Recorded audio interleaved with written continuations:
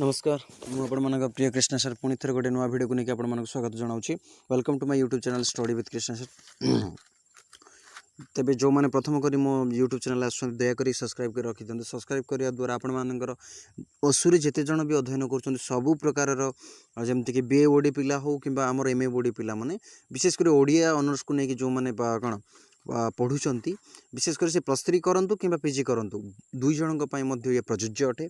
ये जो video गुड़ाक upload करुँच आपंकर प्लस थ्री सिलेबस जहाँ अच्छी एमए ओडी से माने पीजी सिलेबस से अच्छी तेणुक दयाकोरी आपण मैंने कौन टिके शुणी देखिए आपण मैंने लेफ्ट कर दौरान बट से भाई नुह मोर भी प्राय प्रतिदिन लाइव रोचे आपण मैंने जॉइन करूँ। आपणकर बहुत सिलेबस सेम अच्छी सेम टॉपिक सेम कंटेंट सबु प्रकार सेम अर्थात आम कहीपर एमए बोर्ड जहाँ अच्छी बीए बोर्ड से अच्छी हेले एमए बोर्ड अधिक रोथब बीए बोर्ड कम रही तेणु आपण मैंने दया करी वीडियो मानक देखूँ आपण कम आसो जदि आपंकर बेसिक कॉन्सेप्ट क्लियर दरकार ताहले मो वीडियो को देखूँ जो मैंने नुआ दयाकोरी सब्सक्राइब कर रखु ये भल भल वीडियो आपरे। तेज आज जो टॉपिक आम आलोचना करवा ये हूँ आमर विशेषकर एमए बोडी सहित बीए बोडी पिलांकर आपण मानक मु कहीदूची एमए बोडी पिलामानकर द्वितीय सेमिस्टर निमंते जो प्रथम यूनिट रही आधुनिक ओडिया साहित्यर पृष्ठभूमि व नवजागरण से जो नवजागरणर है से नवजागरणर मुद्रण यंत्र प्रतिष्ठा संपर्क में आलोचना मुद्रण यंत्र प्रतिष्ठार संपूर्ण आलोचना आपण मैंने थरे वीडियो को देखंतु आपण मैंने डेफिनेटली आपण कहबे जे क्लास टी भल होइछि सेही भली एमए पिला मानकर कौन ना विशेषकर एमए पिला मानकर ये रोची एमए ओडी 5 रो ब्लॉक 1 एमए ओडी 5 रो ब्लॉक 1 आपण माने मुद्रण यंत्र संपर्क जानी थिबे तो दया करी कि प्लीज वीडियो को शेष पर्यंत देखा ट्राए करूँ आउ वीडियो भल लगे कमेंट करेंगे सहित लाइक करेंगे एंड सांग मानू शेयर करेंगे तेरे वीडियो को लेंदी न करूँ चलतु आरंभ करें। तेज पुणी थे मुझे गोटे कथा कहूँ जो मैंने नुआरे आसुँच दया करके सब्सक्राइब कर रखु जो मैंने जॉइन करना मो टेलीग्राम चैनल रे मु लिंक दे दीजिए आपण मैंने डिस्क्रिप्शन रे से लिंक को क्लिक करके आपण मैंने जॉइन करेंगे।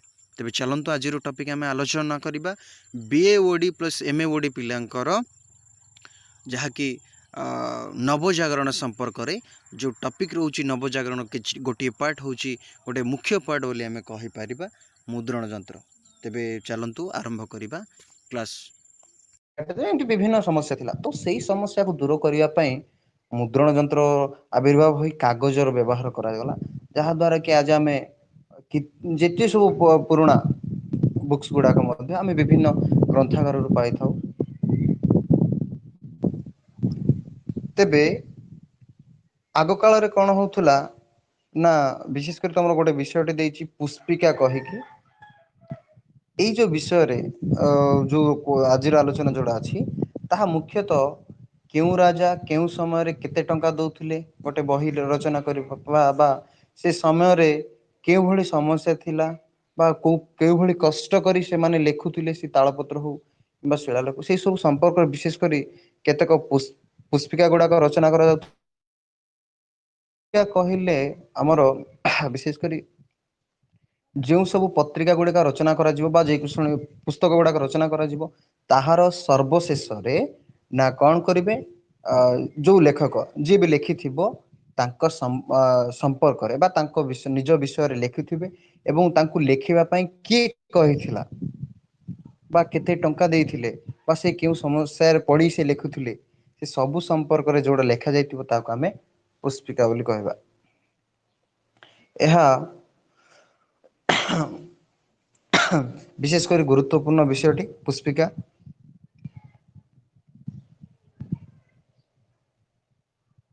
तेबे ग्रंथ प्राचीनर वो तार संरक्षण प्राचीन काल एक कष्टकर कार्य थिला जहाँ द्वारा ये पुष्पिका गुड़िक रखा बहुत कष्टकर होता ताहा मध्य विभिन्न तालपत्र गुड़ाक लिखुले से पुष्पिका संपर्क में तेणुकर यही सबूर संरक्षण पर मुद्रण यंत्र आविर्भाव करा जायथिला। ये मुद्रण यंत्र आविर्भाव करा जिबा परे लोक माने किभली उपयोगी होई पारले से सब संपर्क आज आलोचना करवा। तेबे जेतेबेले मुद्रण यंत्र सृष्टि होइथिला କେମିତି ଭାରତକୁ ଆସିଥିଲା ବା ଭାରତରେ କିଭଳି ମୁଦ୍ରଣ ଯନ୍ତ୍ର ସର୍ବପ୍ରଥମେ ଦେଖାଗଲା ତା ସମ୍ପର୍କରେ ଦେଖ।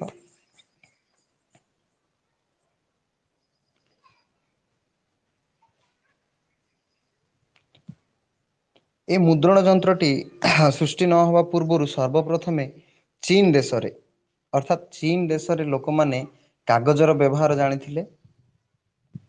ଖ୍ରୀଷ୍ଟୀୟ ପ୍ରଥମ ଶତାବ୍ଦୀରେ ବିଶେଷ କରି ଲକ୍ ବାଉଁଶ ପରି ବିଭିନ୍ନ ଉପାଦାନ ଗୁଡ଼ିକରୁ କାଗଜ ଗୁଡ଼ିକ ତିଆରି କରାଯାଉଥିଲା।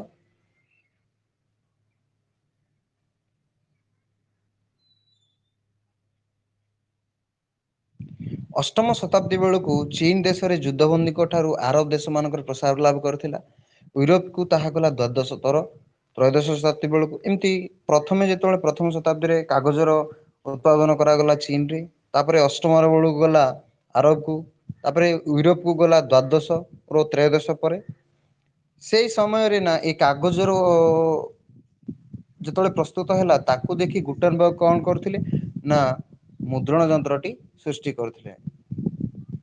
କାରଣ ତାକୁ ଦେଖିଲେ ଯେ ହଁ ଏଥିରେ ଆମେ କିଛି ବିଷୟଟି ଲେଖିପାରିଲେ ରହିବ, ଆମେ କିଛି ସାଇତିକି ରଖିପାରିବା ପାଇଁ ସୁବିଧା ହବ କହିକି ସେ ପ୍ରଥମେ ସୃଷ୍ଟି କରିଥିଲେ। କିନ୍ତୁ ୟା ପୂର୍ବରୁ ଚୀନ ଦେଶରେ କାଳି ବ୍ଲୁ ପ୍ରିଣ୍ଟିଂ ବାରମ୍ବାର ବ୍ୟବହାର ହେଉଥିଲା, ଯାହା ଦ୍ୱାରା କି ଅକ୍ଷର ଛପା ହେବା ଦ୍ୱାରା ଆରମ୍ଭ ହୋଇଥିଲା ବୋଲି କହିଲେ ଚଳିବ। ତାପରେ ସେ ଯୋଉ ଚୀନ ଭାଷାରେ ଯୋଉ ରଚିତ ହଉଥିଲା, ଯେତେବେଳେ ପ୍ରଥମେ ଚୀନ ଦେଶରେ ଯୋଉ ଛପା ହଉଥିଲା କାଳି ମାଧ୍ୟମରେ, ଗୋଟେ ଆମର ଯୋଉ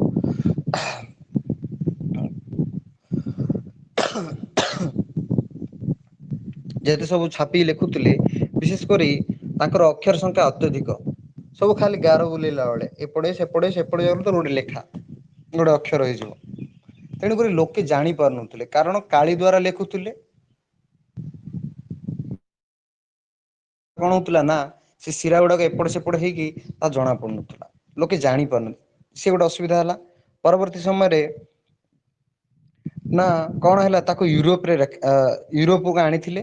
ୟୁରୋପରେ ଆଣିବା ପରେ ନା କଣ ହେଲା ତାର ଅକ୍ଷର ଯେହେତୁ ସେଟା ଗୋଟେ ସରଳ ଲେଖା ଭଳି ଲେଖା ହେଇଥିଲା ୟୁରୋପ ରେ, ତେଣୁ ୟୁରୋପ ର ଲୋକ ପାଇଁ ଏହା ଉପଯୋଗୀ ହେଇପାରିଲା। ଚୀନ ରେ ସୃଷ୍ଟି ହେଇଥିଲା ସତ, କିନ୍ତୁ ୟୁରୋପ ଲୋକ ପାଇଁ ଉପଯୋଗୀ ହେଇଥିଲା। ତାପରେ ଧୀରେ ଧୀରେ ଏହା ବିଶେଷ କରି ସମଗ୍ର ଦେଶକୁ ୟୁରୋପ କା ବୋଲି ନୁହଁ, ସମଗ୍ର ପୃଥିବୀକୁ ଧୀରେ ଧୀରେ ଧୀରେ ଧୀରେ ଇଏ ମାଡି ଚାଲିଥିଲା।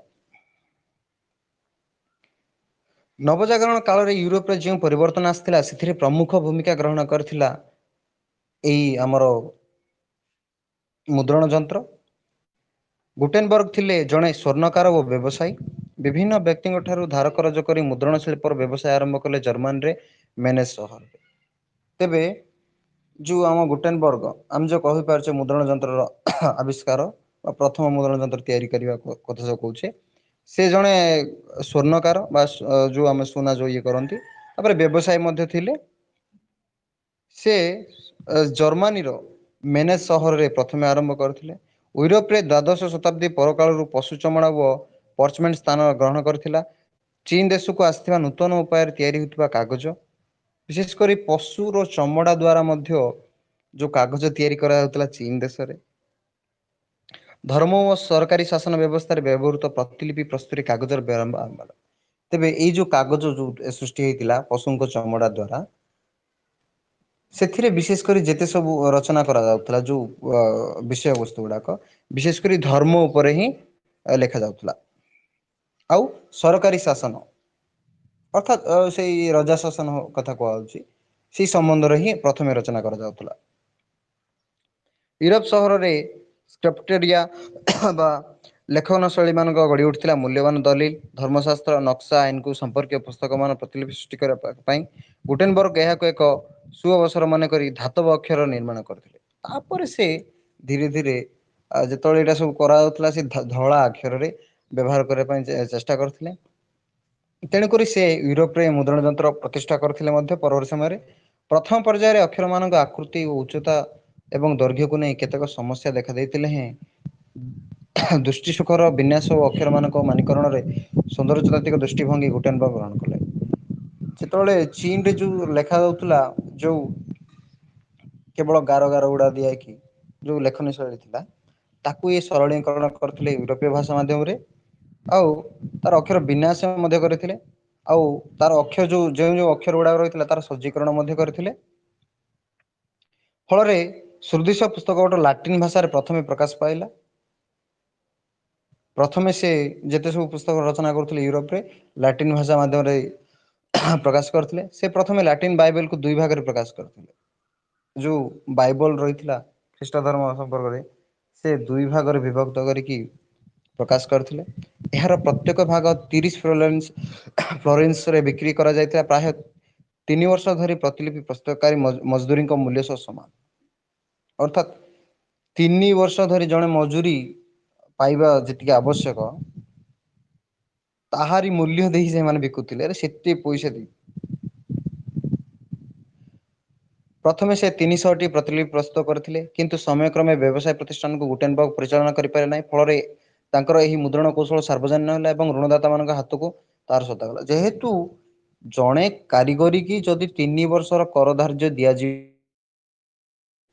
3 ବର୍ଷ ହେଲା ସେ ସଫଳ ହେଇପାରି ନାହିଁ, ତ ଇଏ ଋଣୀ ହେଇଯିବେ ନା ସେଇ ମୁଦ୍ରଣ ଯନ୍ତ୍ର ତିଆରି କରିବା ପାଇଁ।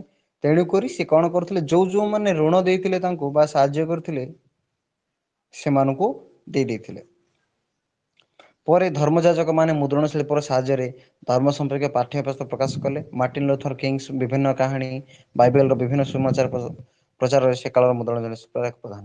ତାପରେ ଯେତେବେଳେ ସେଟା ପଳେଇ ଯାଇଥିଲା ଋଣଦାତାକାରୀ ହାତଙ୍କୁ, ସେମାନେ କଣ କଲେ ନା ବିଭିନ୍ନ ଧର୍ମଯାଜକଙ୍କ ମାନଙ୍କ ପୁସ୍ତକ ମାନ ରଚନା କରିଥିଲେ। ଯେମିତିକି ଆମେ ମାର୍ଟିନ ଲୁଥରଙ୍କ କିଙ୍ଗସ କାହାଣୀ ବା ବାଇବଲର ବିଭିନ୍ନ ଅଂଶ, ଏଇଗୁଡାକୁ ନେଇକି ସେମାନେ ରଚନା କରିକି ତାର କର ବା ତାର ମୂଲ୍ୟ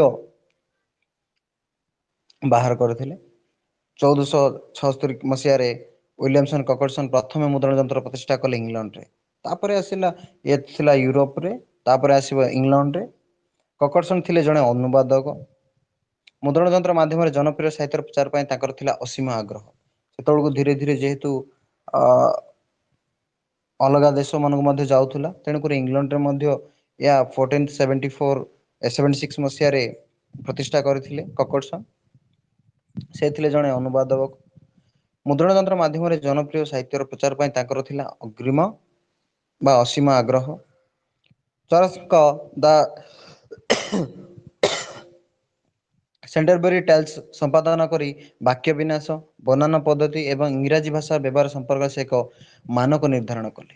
ଅର୍ଥାତ୍ ଯୋଉ ଚରସ ରହିଥିଲେ, ତାଙ୍କ ପୁସ୍ତକ ଦ୍ଵାରା ସେ କରିଥିଲେ ବାକ୍ୟ କିଭଳି ବିନ୍ୟାସ ହବ କିମ୍ବା ବନାନ ପଦ୍ଧତି କିଭଳି କରାଯିବ, ଏବଂ ଇଂରାଜୀ ଭାଷାର ବ୍ୟବହାର ସମ୍ପର୍କରେ ସେ ପ୍ରଥମେ କିଛି କିଛି ହିଣ୍ଟସ ଦେଇଥିଲେ। ସେ ଅନୁଭବ କଲେ ଯେ ମୌଖିକ ଭାଷା ସବୁ ବେଳେ ଆଞ୍ଚଳିକ ଓ ସାମାଜିକ ବିବିଧରେ ପୂର୍ଣ୍ଣ। ଯୋଉ ଆମେ କଥା ହଉଛେ, ବିଶେଷ କରି ଆଞ୍ଚଳିକ ସାମାଜିକ ବିଧିରେ ପୂର୍ଣ୍ଣ। ଯେତେବେଳେ ଯାଏଁ ସୀମିତ ପ୍ରତିଲିପି ପ୍ରସ୍ତୁତ ହେଉନଥିଲା, ଭିନ୍ନ ଭିନ୍ନ ସମୟରେ ବିଭିନ୍ନ ଭିନ୍ନ ସ୍ଥାନରେ ତାହା ଆଦୌ ସମସ୍ୟା ନଥିଲା।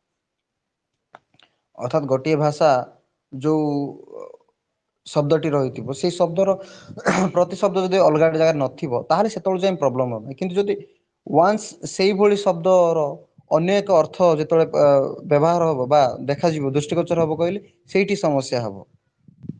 ତେଣୁକରି ଏକ ସଠିକ ମାନ ଦଣ୍ଡ ତିଆରି କରିଥିଲେ। ଅକ୍ଷର ଓ ଭାଷାର ମାନିକରଣ ନିଜେ ଅଜାଣତରେ ମୁଦ୍ରଣ ଯନ୍ତ୍ର ସମ୍ପାଦନ ପରିଚାଳକ ମାନେ ଗୁରୁତ୍ୱପୂର୍ଣ୍ଣ ଭୂମିକା ନିର୍ବାହନ କଲେ। ଏହା ଇଂରାଜୀ ଭାଷା କ୍ଷେତ୍ରରେ ଯେମିତି ସତ୍ୟ, ସେମିତି ସତ୍ୟ ସମସ୍ତ ଭାଷାର ବିକାଶ କ୍ଷେତ୍ରରେ। ତ ଏଠି ଚିନ୍ତା କରାଗଲା ଯେ ଏଠି ଇଏ କେବଳ ଇଂରାଜୀ ଭାଷାର ସୁରକ୍ଷା ବା ଏଇ ଯୋଉ ଆମର ରହିଲା ଯୋଉ ସଠିକ ଅର୍ଥାତ ଯୋଉ ୱାର୍ଡ ବ୍ୟବହାର ହଉଛି, ସେଇଭଳି ସବୁ ଭାଷାରେ ମଧ୍ୟ ସେଇଭଳି ତାର ଆମେ କଣ କହିବା ମାନେ ଯେମିତି ଗୋଟିଏ ଶବ୍ଦ ଅନ୍ୟ ଶବ୍ଦ ଭଳି ନିର୍ଭୁଲ ନ ହଉ। ଏବେ ଆମେ ଇଂରାଜୀରେ ଡାବ୍ଲ୍ୟୁ ଲେଖିବା, କିନ୍ତୁ ଏମ୍ ମଧ୍ୟ ସେଇଭଳି ସଂଖ୍ୟା, କିନ୍ତୁ ତାକୁ ଡାବ୍ଲ୍ୟୁ ଜାଗାରେ ଏମ୍ କିମ୍ବା ଏମ୍ ଜାଗାରେ ଡାବ୍ଲ୍ୟୁ ରଖିଲେ ଯେମିତି ଠିକ ହବ ନାହିଁ, ସେଇଭଳି ପ୍ରତି ଭାଷାରେ ସେଇଭଳି କିଛି କିଛି ଯୋଉ ଭୁଲ ରହିଛି, ଯୋଉ ଲିପି ଗୁଡାକର ବା ଅକ୍ଷର ଗୁଡାକର, ତାହାର ମଧ୍ୟ ବିଷୟ ବିନ୍ୟାସ ହେବା ଆବଶ୍ୟକ ବା ଅକ୍ଷରର ବିନ୍ୟାସ ହେବା ଆବଶ୍ୟକ ବୋଲି ସେ କଥା କହିଥିଲେ। କୌଣସି ଭାଷାର ପାଠ୍ୟ ଯେତେବେଳେ ମୁଦ୍ରିତ ହୁଏ ବା ଏକାଧିକ ପ୍ରତିଲିପି ସମକାଳରେ ବିଚରିତ ହୁଏ, ତାହା ପ୍ରକ୍ଷେପ ବା ପରିବର୍ତ୍ତନ ସ୍ୱଭାବରେ ମୁକ୍ତ ହୁଏ। ତାଳପତ୍ର ବସ୍ତ୍ର କିମ୍ବା ଅନ୍ୟାନ୍ୟ ଉପାଦାନରେ ପ୍ରତିଲିପି ତିଆରି କଲାବେଳେ ଲେଖକକାରମାନେ ଯେତେବେଳେ ମୁକ୍ତ ଓ ସ୍ୱାଧୀନ ଥିଲେ, ନିଜ ଭଙ୍ଗୀ ଓ ଭାଷାକୁ ବ୍ୟବହାର କରିବା ପାଇଁ ମୁଦ୍ରଣ ଯନ୍ତ୍ର ଉତ୍ପାଦନ ପରେ ଭାଷାରେ ସମସ୍ତ ବିଭବ ସ୍ଥିର ହେବା ଗଲା। ତାପରେ ଜାଣିଲେ ଧୀରେ ଧୀରେ ନା ତାଳପତ୍ରରେ କେଉଁଭଳି ଲିପି ରଖାଯାଇଛି, ଆଉ ଏଇ ମୁଦ୍ରଣ ଯନ୍ତ୍ର ମଧ୍ୟ କେଉଁଭଳି ରଖିବା ଆବଶ୍ୟକ। ଗୋଟିଏ ହିଁ ରହିବ ଲିପି, ଅଲଗା କିଛି କରାଯିବ ନାହିଁ। ତାର ସଠିକ ମାନଦଣ୍ଡ ନିର୍ଦ୍ଧାରଣ କରିବା ପାଇଁ ଚେଷ୍ଟା କରିଥିଲେ।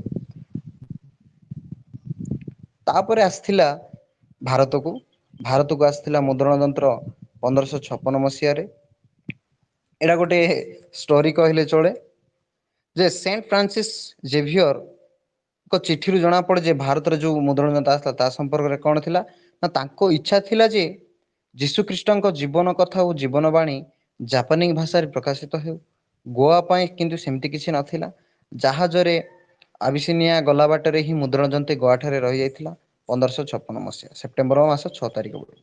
ଫାଦର ଜନ୍ସ ଡେ ବେରାଇ ଅନ୍ୟ ଏକ ଚିଠିରୁ ଜଣାପଡ଼େ ଯେ ଗୋଆରେ ପ୍ରତିଷ୍ଠିତ ହେତୁ ହାଉସ୍ ଅଫ୍ ଦ ହୋଲିଫେଥ୍ କଲେଜ ପ୍ରାୟ 60 ଜଣରୁ ତରୁଣ ବିଭିନ୍ନ ଭାଷାଭାଷୀ ଏବଂ ବିଭିନ୍ନ ଜାତୀୟତାର ଛାତ୍ରୀ ସେତେବେଳେ ଅଧ୍ୟୟନ କରୁଥିଲେ। ସ୍ପେନର ଜୋଆଓ ଗନସାଲଭେ ବୁଷ୍ଟାମେଣ୍ଟଙ୍କ ସହ ମିଶି ପ୍ରଥମେ ଭାରତର ଅକ୍ଷର ନିର୍ମାଣ କରିଥିଲେ। ଯେତେବେଳେ ଭାରତକୁ ଆସିଥିଲା ମୁଦ୍ରଣ ଯନ୍ତ୍ର, ସେତେବେଳେ କ'ଣ ହେଇଥିଲା ନା, ଗୋଆରେ ଜାହାଜରେ ଧରି ଆସୁଥିଲେ। ଆସିଲା ବେଳୁ ସେ ବାଟରେ ଅଟକି ଯାଇଥିଲା କୌଣସି କାରଣବଶତଃ। ତ ବିଭିନ୍ନ ପ୍ରକାରର ହାଉସ୍ ଅଫ୍ ହୋଲିଫେଥ୍ କଲେଜରେ ପ୍ରାୟ 60 ଜଣ ତରୁଣ ଯୁବକ ଗୋଷ୍ଠୀ ଗୁଡାକ ସେଠାରେ ବିଭିନ୍ନ ଭାଷାଭାଷୀ ଅଞ୍ଚଳର ଲୋକମାନେ ପାଠ ପଢୁଥିଲେ। ତ ତାଙ୍କ ଦ୍ୱାରା ଭାରତର ଅକ୍ଷର ନିର୍ମାଣ କରାଗଲା। ଏଇ ଅକ୍ଷର ବିଶେଷ କରି ଗୁଡ଼ିକ ମାଲବାର ଥିଲା। ମାଲବାର ଅକ୍ଷର ଥିଲା, ଯାହାକି 1578 ଖ୍ରୀଷ୍ଟାବ୍ଦରେ ଗୋଆର ପ୍ରଥମ ପୁସ୍ତକ ଡୋଟନା ଖ୍ରୀଷ୍ଟା ଏହି ମୁଦ୍ରଣ ଯନ୍ତ୍ରରୁ ପ୍ରକାଶିତ ହୋଇଥିଲା। ପ୍ରଥମ ଭାରତର ବା ଆମେ କହିପାରିବା ପ୍ରଥମ ପୁସ୍ତକ ଗୋଆର ଡୋଟ୍ରିନା କ୍ରିଷ୍ଟା ଏହି ମୁଦ୍ରଣ ଯନ୍ତ୍ର ହିଁ ପ୍ରକାଶିତ ହୋଇଥିଲା। ପରବର୍ତ୍ତୀ କାଳରେ ବିଭିନ୍ନ କାରଣରୁ ଭାରତୀୟ ଭାଷାରେ ପୁସ୍ତକ ଆଉ ମୁଦ୍ରିତ ହୋଇନଥିଲା। ତେବେ ତାପରେ ଆଉ ଦେଖାଯାଇନଥିଲା ଭାରତରେ ଏହି ଭାଷାରେ ରଚିତ ପୁସ୍ତକ ଗୁଡ଼ାକ। କିନ୍ତୁ ସପ୍ତଦଶ ଶତାବ୍ଦୀର ଗୋଆର ଏହି ଛାପାଖାନାର 16ଟି ପୁସ୍ତକ ପ୍ରକାଶିତ ହୋଇଥିବା ଜଣାପଡ଼ିଥାଏ। ପରେ ଜଣାପଡ଼ିଲା ସପ୍ତଦଶରେ ନା ଏଥିରୁ ଆଉ 16ଟି ପୁସ୍ତକ ମଧ୍ୟ ପ୍ରକାଶ ପାଇଥିଲା ବୋଲି। 1664 ଖ୍ରୀଷ୍ଟାବ୍ଦରେ ପକ୍ଷରେ ଏହି ଛାପାଖାନାର ଆଉ କୌଣସି ପୁସ୍ତକ 1821 ପର୍ଯ୍ୟନ୍ତ ପ୍ରକାଶିତ ହୋଇଥିଲା। ପୁନର୍ବାର କୁହାଯାଉଛି ଯେ 1664 ଖ୍ରୀଷ୍ଟାବ୍ଦର ପରେ ଏହି ଛାପାଖାନାର ଆଉ କୌଣସି ପୁସ୍ତକ 1821 ପର୍ଯ୍ୟନ୍ତ ଆଉ ଦେଖିବାକୁ ମିଳିନଥିଲା। ଦେବନାଗରୀ ଅକ୍ଷର ବମ୍ବେରୁ କିଣିବା ପରେ 1853 ହିଁ ଛାପା କାର୍ଯ୍ୟ ପୁଣି ଆରମ୍ଭ ହୋଇଥିଲା। ତାପରେ ସେଇଠି କ'ଣ ହେଲା ନା, 1853 ଦେବନାଗରୀ ଅକ୍ଷରରେ ନା ପରବର୍ତ୍ତୀ ସମୟରେ ବମ୍ବେରେ ଉତ୍ପନ୍ନ ହୋଇଥିଲା। ଗୋଆରେ ଯଦିଓ ଭାରତର ପ୍ରଥମ ମୁଦ୍ରଣ ଯନ୍ତ୍ର ସ୍ଥାପିତ ହୋଇଥିଲା, ଭାରତୀୟ ଭାଷା ଓ ସାହିତ୍ୟର ବିକାଶରେ ତାହା ଥିଲା କୌଣସି ଗୁରୁତ୍ୱପୂର୍ଣ୍ଣ ଭୂମିକା ଗ୍ରହଣ କରିନଥିଲା। ଯେହେତୁ ସର୍ବପ୍ରଥମ ଭାରତରେ ପ୍ରଥମ ମୁଦ୍ରଣ ଯନ୍ତ୍ର କୋଉଠାରେ ଦେଖା ଦେଇଥିଲା କହିଲେ ଆମେ ଗୋଆକୁ କହିପାରିବା। କିନ୍ତୁ ସେଠାରେ କେବଳ ଗୋଟିଏ ପୁସ୍ତକ ହିଁ ପ୍ରକାଶିତ ହୋଇଥିଲା। କିନ୍ତୁ ସପ୍ତଦଶ ଶତାବ୍ଦୀରେ କୁହାଯାଉଛି ଯେ ନା ତା ପରବର୍ତ୍ତୀ ସମୟରେ 16ଟି ପୁସ୍ତକ ରଚନା କରାଯାଇଥିଲା। କିନ୍ତୁ ତାର କୌଣସି ସତ୍ୟ ନାହିଁ ବା ସତ୍ୟତା ନାହିଁ ବା ତା ସମ୍ପର୍କରେ କୌଣସି ଏଠାରେ ଦେଖିବାକୁ ମିଳୁନାହିଁ। ତେଣୁକରି ୟାକୁ ଆମେ କହିପାରିବା ନାହିଁ ଗୋଆର ଯୋଉ ଭାରତୀୟ ପ୍ରଥମ ମୁଦ୍ରଣ ଯନ୍ତ୍ର ଯୋଉଠି ସ୍ଥାପିତ ହୋଇଥିଲା ତାର କିଛି ବିଶେଷ ଗୁରୁତ୍ୱ ନଥିଲା। ବମ୍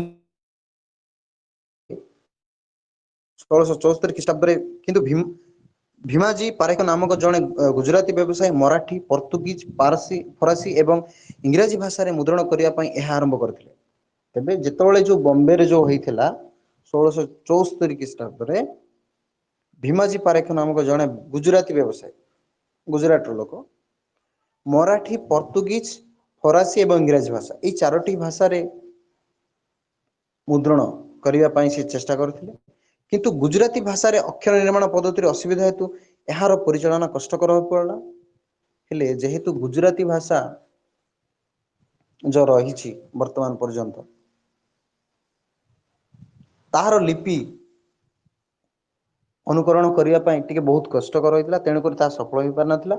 ଇଂଲଣ୍ଡରୁ ଅକ୍ଷର ନେବା ପାଇଁ କେତେ ଜଣ କାରିଗରଙ୍କୁ ଆଣିବା ପରେ ଏହା ସଫଳ ହୋଇଥିଲା। ତାପରେ ଯେହେତୁ ସର୍ବପ୍ରଥମେ ଦେଖ ଗୁଟେନବର୍ଗଙ୍କ ଦ୍ୱାରା ଯୋଉ ମୁଦ୍ରଣ ଯନ୍ତ୍ର ସ୍ଥାପିତ ହୋଇଥିଲା,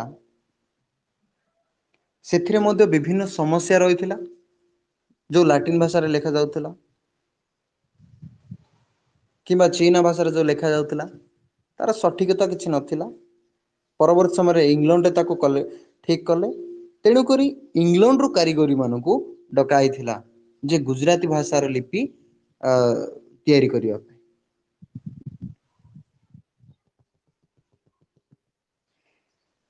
ଡେନିସ ମିଶନାରୀ ମାନଙ୍କ ସାହାଯ୍ୟରେ ମାଦ୍ରାସରେ ପୁଣି ଏଇଟା ରହିଲା 3 ନମ୍ବର, ମାଦ୍ରାସରେ ମୁଦ୍ରଣ ଯନ୍ତ୍ର ଆରମ୍ଭ ହୋଇଥିଲା 1714 ଖ୍ରୀଷ୍ଟାବ୍ଦରେ। ଏହା ଥିଲା ଭାରତର ତୃତୀୟ ମୁଦ୍ରଣ ଯନ୍ତ୍ର। ତାପରେ 3 ନମ୍ବର ମୁଦ୍ରଣ ଯନ୍ତ୍ର ଆସିଥିଲା ମାଦ୍ରାସ, ଯୋଉଟା କି ଆମେ ବର୍ତ୍ତମାନ ଆମେ ଚେନ୍ନାଇ କହିପାରୁଛେ ବା ତାମିଲନାଡୁ। 1714 ଖ୍ରୀଷ୍ଟାବ୍ଦରେ ଏହା ଥିଲା ଭାରତର ତୃତୀୟ ମୁଦ୍ରଣ ଯନ୍ତ୍ର। ପର୍ତ୍ତୁଗିଜ ମାନଙ୍କ ପାଖରେ ପ୍ରଭାବ ସମଗ୍ର ଦକ୍ଷିଣ ଭାରତରେ ଅନୁଭୂତ ହୋଇଥିଲା ବେଳେ ଡେନମାର୍କର ମିଶନାରୀ ମାନେ ପର୍ତ୍ତୁଗିଜ ଭାଷା ଶିଖିବା ପାଇଁ ଆଗ୍ରହ ପ୍ରକାଶ କରିଥିଲେ। କାରଣ ସେହି ସମୟରେ ପର୍ତ୍ତୁଗିଜ ମାନେ ଆସିଥିଲେ ଦକ୍ଷିଣ ଭାରତରେ। ତେଣୁକରି କଣ ହେଇଥିଲା ନା, ଡେନମାର୍କର ମିଶନାରୀ ମାନେ ପର୍ତ୍ତୁଗିଜ ଭାଷା ଶିଖିବା ପାଇଁ ଆଗ୍ରହ ପ୍ରକାଶ କରିଥିଲେ। ପର୍ତ୍ତୁଗିଜ ଜାଣିଥିବା ଭାରତୀୟ ପଣ୍ଡିତ ମାନଙ୍କ ସାହାଯ୍ୟରେ ଭାରତର ଜନସାଧାରଣଙ୍କ ମାନସିକତା ଚାଲିଚଳନ ସମ୍ପର୍କରେ ଜାଣିବା ପାଇଁ ମଧ୍ୟ ଚେଷ୍ଟା କରିଥିଲେ। ଯୋଉମାନେ ପର୍ତ୍ତୁଗିଜ ଭାଷା ଜାଣିଥିଲେ, ଭାରତୀୟ ପଣ୍ଡିତ ମାନେ ବା ଶିକ୍ଷିତ ଗୋଷ୍ଠୀ ମାନେ, ତାଙ୍କ ଦ୍ୱାରା ଭାରତ ସମ୍ପର୍କରେ ବା ସେମାନଙ୍କର ମାନସିକତା ସମ୍ପର୍କରେ ଜାଣିବା ପାଇଁ ଚେଷ୍ଟା କରୁଥିଲେ ବା ଇଚ୍ଛା ପ୍ରକାଶ ମଧ୍ୟ କରୁଥିଲେ। ମାଲୱାରର ଭାଷା ଓ ପର୍ତ୍ତୁଗିଜ ଭାଷାରେ ଖ୍ରୀଷ୍ଟୀୟ ସାହିତ୍ୟ ରଚନା ଓ ପ୍ରକାଶ ପାଇଁ ଏକ ମୁଦ୍ରଣ ଯନ୍ତ୍ର ଆବଶ୍ୟକତା ଅନୁଭବ କରି ଡେନମାର୍କର ରାଜକୁମାରଙ୍କୁ ପତ୍ର ଲେଖିଥିଲେ। ତାପରେ ଯେତେବେଳେ ପର୍ତ୍ତୁଗିଜ ମାନେ ଥିଲେ ଆସିଥିଲେ ତ ଜାଣିବା ପାଇଁ ଚାହୁଁଥିଲେ, ସେମାନେ ପର୍ତ୍ତୁଗିଜ ଭାଷା ଶିଖିବା ପାଇଁ ଚାହୁଁଥିଲେ। ଏମାନେ ମଧ୍ୟ ଯୋଉମାନେ ପର୍ତ୍ତୁଗିଜ ଭାଷା ଜାଣିଥିଲେ ଭାରତୀୟ ମାନଙ୍କ ସମ୍ପର୍କରେ ଜାଣିବା ପାଇଁ ଯେହେତୁ ଚାହୁଁଥିଲେ, ତେଣୁକରି ରାଜକୁମାରକୁ ଡେନମାର୍କର ରାଜକୁମାରକୁ ଚିଠି ଲେଖିଥିଲେ ଯେ ଏଠାରେ ଗୋଟେ ମୁଦ୍ରଣ ଯନ୍ତ୍ର କରାଯାଉ। 1711 ଖ୍ରୀଷ୍ଟାବ୍ଦରେ ପର୍ତ୍ତୁଗିଜ ଭାଷାର କିଛି ବାଇବେଲ, ଗୋଟିଏ ମୁଦ୍ରଣ ଯନ୍ତ୍ର, ଆବଶ୍ୟକୀୟ ଉପାଦାନ ଓ ମୁଦ୍ରଣ ଜାଣିଥିବା ବ୍ୟକ୍ତିଙ୍କୁ ଏକ ଜାହାଜରେ ଭାରତ ଭୂମି ତାପରେ ପଠେଇଥିଲେ ରାଜକୁମାର ଡେନମାର୍କର ଗୋଟିଏ ମୁଦ୍ରଣ ଯନ୍ତ୍ର, ତା ସହିତ ପର୍ତ୍ତୁଗିଜ ଭାଷାର କିଛି ବାଇବଲ ଏବଂ ଆବଶ୍ୟକ ଉପାଦାନ, ଆଉ ଯିଏ ଜାଣିଥିବ ସେଇ ମୁଦ୍ରଣ ତିଆରି କରିବା ପାଇଁ ବା ଚଲେଇବା ପାଇଁ ତାକୁ ପଠେଇଥିଲେ। ହେଲେ ଦୁର୍ଭାଗ୍ୟକୁ କଣ ହେଲା ନା, ଫରାସୀ ନାବିକଙ୍କ ଦ୍ୱାରା ଜାହାଜଟି ବ୍ରାଜିଲ ପାଖରେ ଅଟକି ହୋଇ ଅନେକ ଦିନ ରହିଲା। ହେଲେ ଏଇଟା ଗୋଟେ ଗଳ୍ପ ଭଳି, ଭାଗ୍ୟର ବିଡ଼ମ୍ବନା କି ଦୁର୍ଭାଗ୍ୟତି କଣ କହିହବ ନାହିଁ। ସେ ସମୟରେ ସେଇ ଜାହାଜଟି ଅଧା ମଝିରେ ରହିଗଲା, ଯାହା ଦ୍ୱାରା କଣ ହେଲା ନା, ଯୋଉ ଲୋକ ଜାଣିଥିଲା ସେଇ ମୁଦ୍ରଣ ଯନ୍ତ୍ର ଚଲେଇବା, ସେ ତାର ଜ୍ୱର ହେଇ ସେ ମରିଗଲା। ସେଠାରେ ସେ ମୃତ୍ୟୁବରଣ କରିଥିଲା। ଜାହାଜଟି ଭାରତରେ ପହଞ୍ଚିଲା 1712। 11ରେ ବାହାରିଥିଲା କିନ୍ତୁ ପହଞ୍ଚିଥିଲା 1712, ଗୋଟେ ବର୍ଷେ ଲାଗି ଧରିଲା।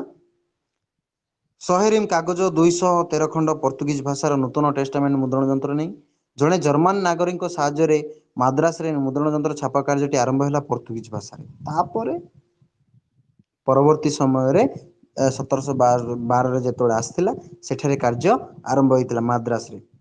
1713 ମସିହାରେ ଡିସେମ୍ବର ବେଳକୁ ମାଲୱାର ଭାଷାର ଅକ୍ଷର ନିର୍ମାଣ ହୋଇସାରିଥିଲା ଏବଂ ଖ୍ରୀଷ୍ଟ ଧର୍ମ ସମ୍ପର୍କୀୟ 32ଟି କ୍ଷୁଦ୍ର ପୁସ୍ତକ ପ୍ରକାଶିତ ହୋଇସାରିଥିଲା। ତାପରେ ଯୋଉ ମାଲୱାରୀ ଭାଷାର ଯୋଉ କରେକ୍ସନ ଥିଲା, ସର୍ବପ୍ରଥମେ ଯୋଉଟା ଭାରତରେ ଦେଖାଯାଇଥିଲା, ତାର ମଧ୍ୟ କରେକ୍ସନ କରିକି ଆମର ବିଭିନ୍ନ କ୍ଷୁଦ୍ର ପୁସ୍ତକ ଗୁଡାକ ପ୍ରକାଶିତ ହୋଇଥିଲା। ଫୋର୍ଟ ସେଣ୍ଟ ଜର୍ଜ କଲେଜ ଦ୍ୱାରା ସ୍ଥାପିତ ମୁଦ୍ରଣ ଯନ୍ତ୍ର ସାହାଯ୍ୟ କନ୍ନଡ଼ ଏବଂ ତେଲୁଗୁ ଭାଷାରେ ପୁସ୍ତକ ପ୍ରକାଶିତ ହୋଇ ପରବର୍ତ୍ତୀ କାଳରେ ଦକ୍ଷିଣ ଭାରତରେ ମୁଦ୍ରଣ ଯନ୍ତ୍ର ପ୍ରକାଶ କରିଥିଲା। ତାପରେ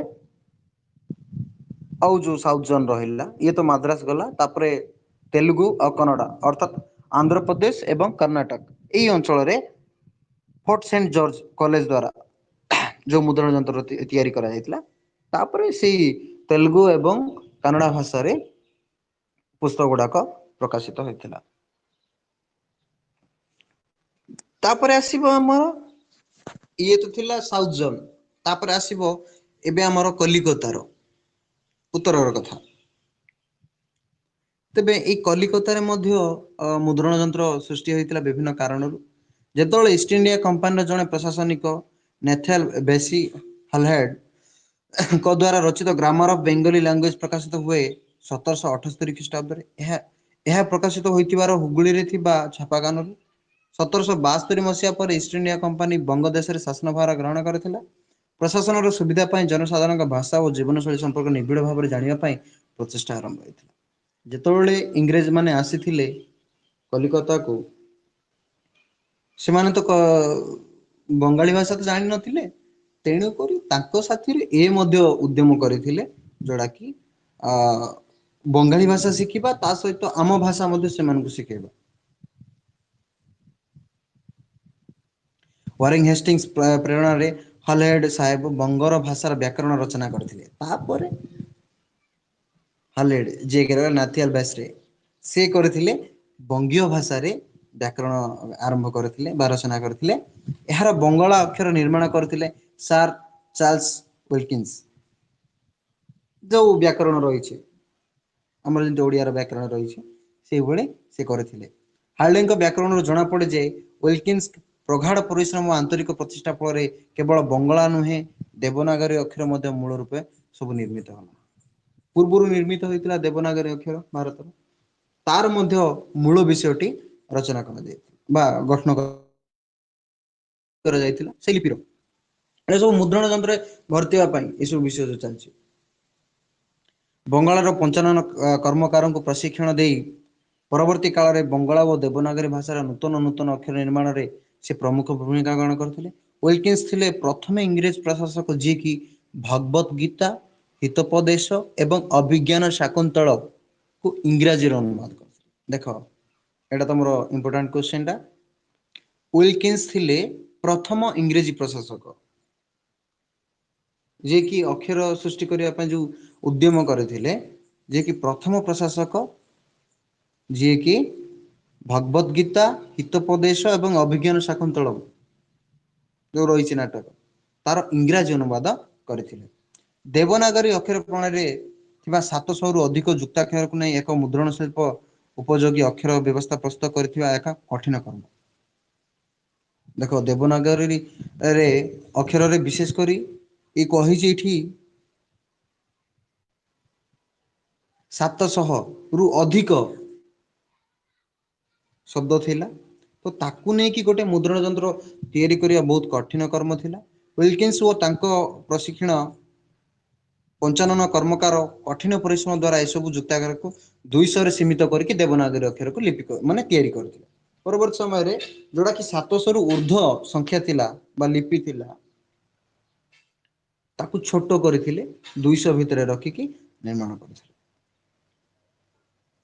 ତାପରେ ବିଶେଷ କରି ଭାରତରେ ମୁଦ୍ରଣ ଶିଳ୍ପର ବିଶେଷ କରି ଏହାର ଅକ୍ଷର ବିନ୍ୟାସ ଓ ଅକ୍ଷର ମାନଙ୍କ ଯୋଗ ହେଉଥିବା ମାତ୍ରା ଫଳ ଯୁକ୍ତାକ୍ଷର ୟୁରୋପର ପଣ୍ଡିତ ମାନଙ୍କୁ ଅନେକ ଅସୁବିଧାରେ ପକେଇଛି ଅକ୍ଷର ଓ ଯୁକ୍ତାକ୍ଷର ସଂଖ୍ୟା ପୁଣି ଗୋଟିଏ ଭାଷା ଅଞ୍ଚଳରେ ଭିନ୍ନ ଭିନ୍ନ ଲେଖନ ବ୍ୟବସ୍ଥା ନେଇ ମଧ୍ୟ ଚକିତ କରିଛି ଧର୍ମ ପ୍ରଚାର ପ୍ରଶାସନ ସହିତ ଯୋଉ ମୁଦ୍ରା ଯନ୍ତ୍ର ଯେତେବେଳେ ଏପରି ଅପରିହାର୍ଯ୍ୟ ହୋଇପଡିଛି ସେତେବେଳେ ସମୟକ୍ରମେ ଆଞ୍ଚଳିକ ଭାଷା ମାନେ ବୁଝି ପ୍ରାଚୀନ ଲେଖନ ପଦ୍ଧତି ସାହାଯ୍ୟରେ ଏକ ଅକ୍ଷର ପଦ୍ଧତି ଉଦ୍ଭାବନ କରି ଭାରତର ବିଭିନ୍ନ ଅଞ୍ଚଳ ମୁଦ୍ରଣ ଶିଳ୍ପ ପ୍ରସାର ଘଟିଛି ଭାରତର ଏହି ଆଧୁନିକ ଲେଖନ ବ୍ୟବସ୍ଥାର ମାନିକରଣ ବେଳେ ବିଶେଷ ଭୂମିକା ଗ୍ରହଣ କରିছে ଇଂରେଜ ପ୍ରଶାସକ ଓ ଖ୍ରୀଷ୍ଟିୟାନ ମିଶନାରୀ ଧର୍ମ ତେବେ ଆମେ କହିବାକୁ ଗଲେ ଭାରତ ତ ବହୁ ଭାଷାର ଦେଶ ତ ପ୍ରତି ଭାଷାର ଅକ୍ଷର ଗୁଡିକୁ ସଜ୍ଜୀକରଣ କରିବା ବା ଅକ୍ଷର ବିନ୍ୟାସ କରିବା ବା ବିଭିନ୍ନ ଅକ୍ଷର ଥିବ ତାକୁ ଆମେ ଛୋଟରେ କରିବା ବହୁତ କଷ୍ଟକର ଥିଲା ତେଣୁକରି ମୁଁ ପୂର୍ବରୁ କହିଥିଲି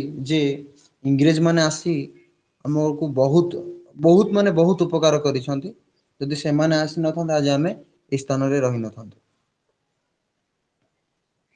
ତ ଇଏ ଥିଲା ଭାରତର କେଉଁଭଳି ଅ ବିଭିନ୍ନ କେଉଁ କେଉଁ ସ୍ଥାନରୁ ଆସି କେଉଁ କେଉଁ ଭାବରେ ଭାରତୀୟ ଭାଷାର ଲିପି ଗୁଡାକ ସୃଷ୍ଟି କରୁଥିଲେ ଏବେ ଅଛି ଆମର ଓଡିଶାରେ ମୁଦ୍ରଣ ଯନ୍ତ୍ର ପ୍ରସାର ତାପରେ ଧୀରେ ଧୀରେ କଲିକତାରୁ ଓଡିଶାକୁ କେମିତି ଆସିଲା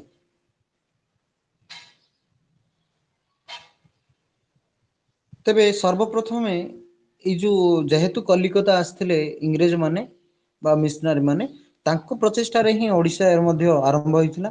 ଯେତେବେଳେ ଇଷ୍ଟ ଇଣ୍ଡିଆ କମ୍ପାନୀ ପରିଚାଳକ ମାନେ ଆପଣାର ଅଧିକୃତ ଅଞ୍ଚଳରେ ଖ୍ରୀଷ୍ଟ ଧର୍ମ ପ୍ରଚାର ପାଇଁ ବିଶେଷ ଆଗ୍ରହୀ ନଥିଲେ, ସେମାନଙ୍କର ମୂଳ ଲକ୍ଷ୍ୟ ଥିଲା ବ୍ୟବସାୟ ଏବଂ ବ୍ୟବସାୟ ମାଧ୍ୟମରେ ରାଜ୍ୟ ଅଧିକାର। ଜନସାଧାରଣଙ୍କୁ ଧର୍ମୀୟ ବିଶ୍ୱାସକୁ ଆହତ କରି ସେମାନଙ୍କ ମଧ୍ୟରେ ସନ୍ଦେହ ଓ ଅବିଶ୍ୱାସ ସୃଷ୍ଟି କରିବା ଇଷ୍ଟ ଇଣ୍ଡିଆ କମ୍ପାନୀର କୌଣସି ଆଦି ଲକ୍ଷ୍ୟ ନଥିଲା। ତେବେ ଯେତେବେଳେ ମିଶନାରୀ ମାନେ ଆସିଥିଲେ ବା ଇଂରେଜ ମାନେ ବି ଆସିଥିଲେ, ତାଙ୍କର ମୂଳ ଲକ୍ଷ୍ୟ ଥିଲା କେବଳ ବ୍ୟବସାୟ ଓ ବାଣିଜ୍ୟ କରିବା। ଆମେ ବହୁ ଇତିହାସରେ ପଢିଛେ ଇଂରେଜ ମାନଙ୍କର ମୂଳ ଲକ୍ଷ୍ୟ ଥିଲା ବାଣିଜ୍ୟ କରିବା ପାଇଁ ଆସିଥିଲେ।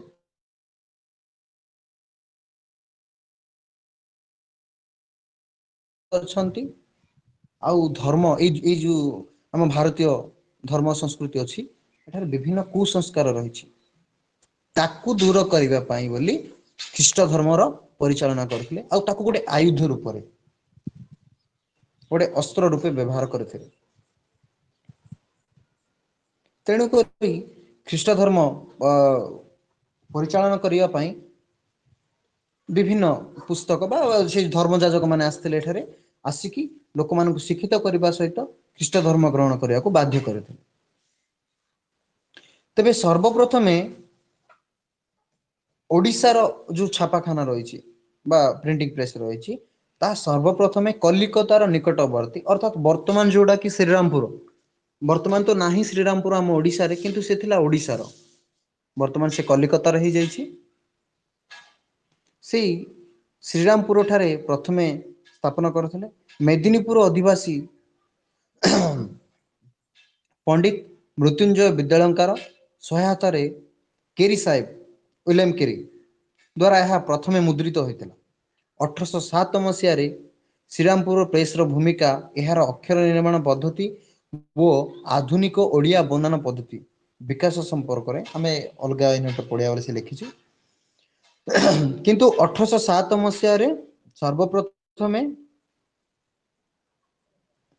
ପଣ୍ଡିତ ମୃତ୍ୟୁଞ୍ଜୟ ବିଦ୍ୟାଳୟଙ୍କ ଦ୍ୱାରା ମୁଦ୍ରିତ ହୋଇଥିଲା ଶ୍ରୀରାମପୁର ନିକଟବର୍ତ୍ତୀ ମେଦିନୀପୁର ନିକଟବର୍ତ୍ତୀ, ଯୋଉଟା କି ଆମର କଲିକତାର ଯୋଉ ଆଖପାଖ ଅଞ୍ଚଳରେ ଯୋଉଟା ରହିଛି ଶ୍ରୀରାମପୁର ଠାରେ।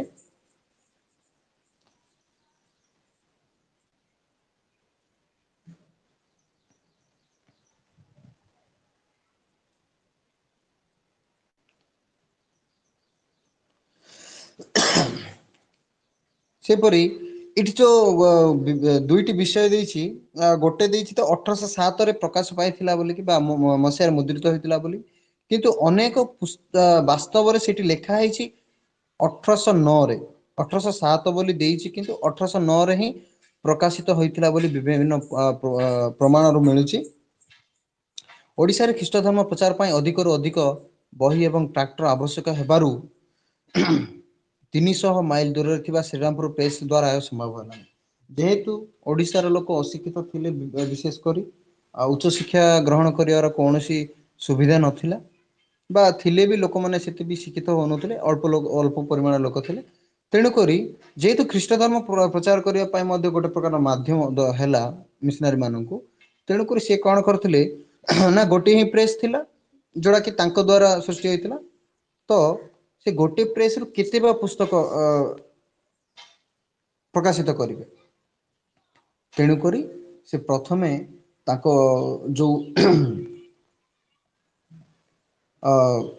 ଲେସି ସାହେବଙ୍କୁ ଜେନେରାଲ ବାପ୍ଟିଷ୍ଟ ମିଶନାରୀ ସୋସାଇଟି କମିଟିର ଆଗରେ ଯୋଉ ଆମର ଚର୍ଚ୍ଚ ରହିଛି ତାର ଗୋଟେ କମିଟି ଥିଲା, ତାକୁ ପ୍ରସ୍ତାବ ଲେଖିଥିଲେ ଯେ agree that I desirable the establish a printing press a Cuttack to be placed under his direction. If you can be managed by native workmen, that Ross, Leslie and Sutton be empowered to take a necessary step, the press being sending the for the country.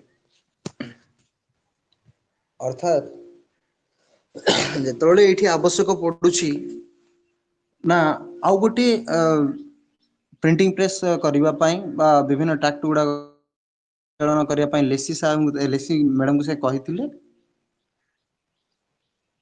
ତେବେ ଯେତେବେଳେ ଲେସିଙ୍କୁ କହିଥିଲେ, Lacey ସହିତ ପ୍ରେସଟି ଆସି ପହଞ୍ଚିଥିଲା 1 March 1838 Lacey ଲେଖିଛନ୍ତି ଯେ ପ୍ରେସଟିକୁ ଦେଖିବା ପାଇଁ ଶହ ଶହ ଲୋକ ସେଦିନ ଜମା ହୋଇଥିଲେ।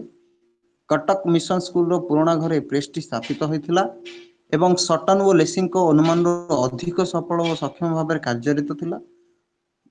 ସେହି ସମୟରେ ରଥଯାତ୍ରା ଆଗରୁ ଥିଲା, ତା ପୂର୍ବରୁ ଯେହେତୁ ଆଗକୁ ରଥଯାତ୍ରା ଥିଲା ବୋଲି ସେ ତରବରିଆ ଭାବରେ ଦ ୱଣ୍ଡରଫୁଲ ଆଡଭାଣ୍ଟେଜ ଅଫ ପିଲିଗ୍ରାମ ଟୁ ଜଗନ୍ନାଥ, ଅର୍ଥାତ୍ ତାର ଅର୍ଥ ହେଉଛି ଶ୍ରୀଗୁଣ୍ଡିଚା ରଥଯାତ୍ରା ମହାଶ୍ଚ ଫଳ ନାମକ ଏକ 12 ପୃଷ୍ଠାର ଟ୍ରାକ୍ଟଟି ପ୍ରସ୍ତୁତ କରିଥିଲେ। ଇଏ ଥିଲା ପ୍ରଥମ ଓଡ଼ିଶାର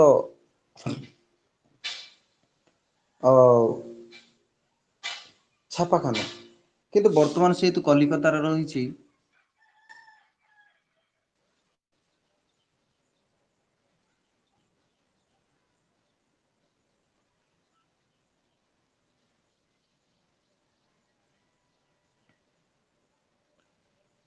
କିନ୍ତୁ ଆଉ ଗୋଟେ ସେ ବିଷୟ ବି ଦେଇଛି, ସେ ଓଡ଼ିଶାର ପ୍ରଥମ ଛାପାଖାନା କହିଲେ ଓଡ଼ିଶା ମିଶନ ପ୍ରେସ୍ କଟକ। ଇଏ ଦେଇଛି ପ୍ରଥମ ଓଡ଼ିଶା ଛାପାଖାନା ବୋଲି।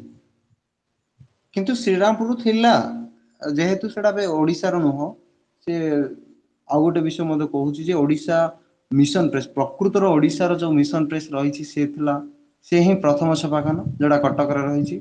ଏହାର ପରିଚାଳକ ଥିଲେ ରେଭରେଣ୍ଡମ ଏମ୍ ସଟନ, ଯେଉଁ ସଟନଙ୍କ କଥା କହୁଛନ୍ତି। ଓଡ଼ିଆରେ ପ୍ରକାଶିତ ଅନେକ ପାଠ୍ୟପୁସ୍ତକ ଓ ଅଭିଧାନ ପରବର୍ତ୍ତୀ କାଳରେ ଏହି ଛାପାଖାନାରୁ ପ୍ରକାଶିତ ହୋଇଥିଲା। ସର୍ବପ୍ରଥମ ଓଡ଼ିଆ ସମ୍ବାଦପତ୍ର ଜ୍ଞାନରୁଣା, ଯେଉଁଟା ମିଶନାରୀ ମାନଙ୍କର, ଏହା ମଧ୍ୟ 1849 ମସିହାରେ ରେଭେଣ୍ଡ ଲେସିଙ୍କ ସମ୍ପାଦନାରେ ଏହା ପ୍ରେସ୍ରୁ ପ୍ରକାଶିତ ହୋଇଥିଲା। ମୂଳତଃ ଏହା ମିଶନାରୀ ଛାପାଖାନା ହେଲେ ହିଁ ଓଡ଼ିଆରେ ଶିକ୍ଷା ଓ ଜ୍ଞାନର ପ୍ରସାରଣ ଏହାର ଭୂମିକା ଥିଲା। ଏଟା ମିଶନାରୀ ମାନଙ୍କର ହିଁ ଥିଲା ଜ୍ଞାନରୁଣା ସମ୍ବାଦପତ୍ରଟି, ପ୍ରଥମ ମିଶନାରୀ ପୁସ୍ତକ କହିପାରିବା ଆମେ। ମିଶନାରୀ ମାନଙ୍କର ହେଲେ ମଧ୍ୟ ଓଡ଼ିଆର ଶିକ୍ଷା ବା ଓଡ଼ିଶାର ଶିକ୍ଷା, ଓଡ଼ିଶାର ଲୋକମାନଙ୍କ ସମ୍ପର୍କରେ ବିଶେଷ ଆଲୋଚନା କରୁଥିଲା। ତାପରେ ଦ୍ୱିତୀୟ ଛାପାଖାନା ହେଉଛି କଟକ ପ୍ରିଣ୍ଟିଂ ପ୍ରେସ୍ ବା କମ୍ପାନୀ, ଯାହାକି ଗୌରୀଶଙ୍କର ରାୟ, ବିଚିତ୍ରାନନ୍ଦ ମହାନ୍ତି, ଓଡ଼ିଶାର କେତେଜଣ ରାଜା ମହାରାଜାଙ୍କ ଆର୍ଥିକ ସହାୟତାରେ ପ୍ରତିଷ୍ଠା ହୋଇଥିଲା। 1666 ମସିହାରେ କଟକରେ ଏହା ହେଇଥିଲା। ଓଡ଼ିଶାର ପ୍ରଥମ ସାପ୍ତାହିକ ପତ୍ରିକା ଉତ୍କଳ ଦୀପିକା ଗୌରୀଶଙ୍କର ରାୟଙ୍କ ସମ୍ପାଦନାରେ ଏହି ପ୍ରେସ୍ରେ ପ୍ରକାଶିତ ହୋଇଥିଲା। ଦ୍ୱିତୀୟ ଛାପାଖାନା ହେଉଛି କଟକ ପ୍ରିଣ୍ଟିଂ ପ୍ରେସ୍। 1866 ରେ ହେଇଥିଲା। ହଁ ଭାଇ, 1866 ମସିହାରେ, ଭୁଲ କହିଥିଲି କି? 1666 କହିଲେ। ହଁ 1666 କହିଲା ଭଳିଆ ଲାଗିଲା। ଓହୋ, ନାଇଁ ନାଇଁ, 1866 ମସିହାରେ, ଯାହାକି ଗୌରୀଶଙ୍କର ରାୟଙ୍କ ଦ୍ଵାରା ପ୍ରକାଶିତ ହୋଇଥିଲା, ପ୍ରଥମ ସାପ୍ତାହିକ ପତ୍ରିକା ସେ ହିଁ କରିଥିଲେ। ସେ ଯୋଉ ଉତ୍କଳ ଦୀପିକା ଯୋଉ ପ୍ରକାଶିତ ହଉଥିଲା ଏଇଠାରୁ ହିଁ ହେଇଥିଲା। ଓଡ଼ିଆ ଜନଜୀବନରେ ନବଜାଗରଣ ବାର୍ତ୍ତା କିପରି ମାଧ୍ୟମରେ ଦେଉଥିଲା ତାହା ଆମେ ଆଗରୁ ପଢି ସାରିଛେ। ବାଲେଶ୍ୱରରେ ସ୍ଥାପିତ ହୋଇଥିଲା ଓଡ଼ିଶାର ତୃତୀୟ ମୁଦ୍ରଣ ଯନ୍ତ୍ର। ତାପରେ ଥାର୍ଡ ନମ୍ବର ଆସିଥିଲା ବାଲେଶ୍ୱର, ଯାହାକି ଫକୀର ମୋହନଙ୍କ ଦ୍ଵାରା ହେଇଥିଲା।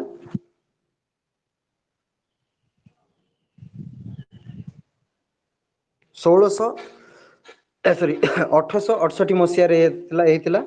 ଏଇଟା ତ ଆମର 66 ହେଇଥିଲା, ଇଏ କିନ୍ତୁ 68 ରେ ହେଇଥିଲା। ଅର୍ଥାତ୍ ତାର 2 ବର୍ଷ ପରେ, ଯେତେବେଳେ ଆମର ଦ୍ୱିତୀୟ ମୁଦ୍ରଣ ଯନ୍ତ୍ର ହେଇଥିଲା ଓଡ଼ିଶାରେ, ତାର 2 ବର୍ଷ ପରେ ବାଲେଶ୍ୱରରେ ଦେଖା ଦେଇଥିଲା। ଏହା ଫକୀର ମୋହନଙ୍କ ଦ୍ଵାରା ହେଇଥିଲା। ପ୍ରଥମେ ଫକୀର ମୋହନ କଲିକତାର ଗୋଟେ ପାଦ୍ରୀଙ୍କ ଠାରୁ କିଣିଥିଲେ, କିନ୍ତୁ ଏହା ଗୋଟେ ଥିଲା ହସ୍ତଚାଳିତ, ମାନେ ହାତରେ ଚଲେଇବା, ଯାହା ଦ୍ୱାରା କି ସେ ପାରି ନଥିଲେ ପରବର୍ତ୍ତୀ ସମୟରେ, ବା ତାକୁ ବ୍ୟବହାର ବହୁତ ଚେଷ୍ଟା କରୁଥିଲେ, ବ୍ୟବହାର କରିପାରିନଥିଲେ। ପରବର୍ତ୍ତୀ ସମୟରେ ପୁଣି କଲିକତାରେ ଆଉ ଗୋଟେ ନୂତନ ମୁଦ୍ରଣ ଯନ୍ତ୍ର ଆଣିଥିଲେ। ଆଣିକି ସେ କଣ କରିଥିଲେ ନା, ଏଠାରୁ ଯୋଉ ଆମର ଆଗରୁ ଯୋଉ ପଢିଥିଲେ ଫକୀର ମୋହନଙ୍କର ସମ୍ବାଦ ବାହିକା, ଯୋଉ ପତ୍ରିକାଟି ପ୍ରକାଶନ କରୁଥିଲେ, ତାଙ୍କର ନିଜସ୍ୱ ପ୍ରେସରୁ ହିଁ ସେ ପ୍ରକାଶିତ କରିଥିଲେ। ଏହିପରି ଭାବରେ ବିଭିନ୍ନ ପରେ ପରେ ଓଡ଼ିଶାର ବିଭିନ୍ନ ସ୍ଥାନରେ ଦେଖା ଦେଇଥିଲା। ଯେମିତିକି ଦ ପ୍ରେସ୍ ବାଲେଶ୍ୱର, ଓଡ଼ିଶା ପ୍ରେଟିୟଟ ପ୍ରେସ୍ କଟକ, ତାପରେ ଭକ୍ତି ପ୍ରଦାୟିନୀ ଯନ୍ତ୍ରାଳୟ ପୁରୀ, ବିଭିନ୍ନ ମସିହା ଗୁଡ଼ା ଦେଉଛି ଦେଖ। ଦ ପ୍ରେସ୍ଟା ହେଉଛି ବାଲେଶ୍ୱର 1873 ମସିହା, ଓଡ଼ିଶା ପେଟ୍ରିଅଟ ପ୍ରେସ୍ କଟକ 1873, ଭକ୍ତି ପ୍ରଦାୟିନୀ ଯନ୍ତ୍ରାଳୟ ପୁରୀ 1874, ଶ୍ରୀରାମସ୍ତ ସିନ୍ଧୁ ପ୍ରେସ୍ ଆମର ଯେଉଁ ବ୍ରହ୍ମପୁର ବ୍ରହ୍ମପୁରଟା 1875, ମୟୂରଭଞ୍ଜ ପ୍ରେସ୍ ବାରିପଦା,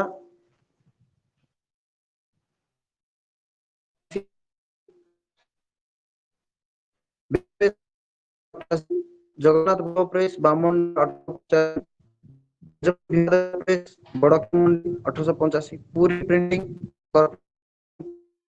1883, 1894, ସାରଳା 1896, ଉତ୍କଳ ସାହିତ୍ୟ ପ୍ରେସ୍ କଟକ 1897, ବିନୋଦ ପ୍ରେସ୍ ବାଲେଶ୍ୱର 1899। ଏଇଭଳି ଅନେକ ପ୍ରେସ୍ ଗୁଡାକ ଦେଖିବାକୁ ମିଳିଥିଲା ଓଡ଼ିଶା ପରବର୍ତ୍ତୀ ସମୟରେ। କିନ୍ତୁ 1-3 ତାପରେ କୃଷ୍ଣର ରାଶି ପରେ ଜଗନ୍ନାଥ ବଲ୍ଲଭ ପଣ୍ଡା କେଉଁ ମସିହାରେ ସୃଷ୍ଟି ହେଇଥିଲା? ଭିକ୍ଟୋରିଆ ପ୍ରେସ୍ କେବେ ବା କେଉଁ ସ୍ଥାନରେ କରାଯାଇଥିଲା? ଏଇଭଳି ବିଭିନ୍ନ କ୍ୱେଶ୍ଚିନ୍ ଗୁଡା ଏଇଗୁଡାକ ହିଁ ତମର ମେନ୍ ଯୋଉଟା କି ହାର୍ଡ କ୍ୱେଶ୍ଚିନ୍ କହିଲେ ଏଇଗୁଡାକ। ୟାକୁ ଯଦି ତମେ ପୋଲ୍ କରିଦବ କିମ୍ବା ପିଡିଏଫ୍, ଏଇଗୁଡାକ ପିଡିଏଫ୍ କରିବେ ସେମାନେ, ଏ ଯୋଉ ତମ ସାଲ୍ ଗୁଡାକ ଅଛି ବା କୋଉଠି କଣ, ଆକୁ ତମେ ପିଡିଏଫ୍ ନିଜେ କରିଦବ, କରିଦେଇକି ତମେ ଯଦି ଡକୁମେଣ୍ଟ କରିକି ଯଦି ସେଣ୍ଡ କରିଦବ କହିଲେ ସବୁ ପିଲା ପଢିପାରିବେ ବା ବୁଝିପାରିବେ ମଧ୍ୟରେ ଆରାମସେ ଆଉ ସବୁ ବନେଇଦବା କରିବ। ହଁ ଏଇଟା ବନେଇ ଦିଅ ପିଡିଏଫ୍। ହେଲେ ଆଉ ଟିକେ ରହିଗଲା ସରିଯିବ। ଯେତେବେଳେ ଏଇ ଯୋଉ ମୁଦ୍ରଣ ଯନ୍ତ୍ର ଦେଖାଗଲା ଓଡିଶାରେ, ତାପରେ ଓଡିଶାରେ ସେ ଯୋଉ ସାମାଜିକ କିମ୍ବା ସାଂସ୍କୃତିକ ଜୀବନ ବା ରାଜନୈତିକ ଜୀବନ ଯୋଉଟା ଥିଲା ତା ଉପରେ କିଭଳି ପ୍ରଭାବ ପଡିଥିଲା ଦେଖ।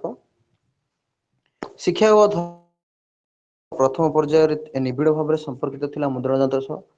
ପାଠ୍ୟ ପୁସ୍ତକର ପ୍ରଣୟନ ଓ ଖ୍ରୀଷ୍ଟୀୟ ଧର୍ମ ପ୍ରଚାର ମାଧ୍ୟମରେ ଓଡ଼ିଶାରେ ଶିକ୍ଷା ଧର୍ମ କ୍ଷେତ୍ରରେ ନୂଆ ଯୁକ୍ତିବାଦୀ ଗୋଷ୍ଠୀର ଅଭ୍ୟୁଦୟ ଘଟିଥିଲା। ପୁଣି ଦେଶରେ ରାଜନୀତି ସହିତ ପ୍ରତ୍ୟକ୍ଷ ସମ୍ପର୍କରେ ସାଧାରଣ ଜନତା ଆସିଥିଲେ ପତ୍ର ପତ୍ରିକା ମାଧ୍ୟମରେ। ସାଧାରଣ ଲୋକଙ୍କ ଆଶା ଆକାଂକ୍ଷା ଅଭାବ ଅସୁବିଧା ସହ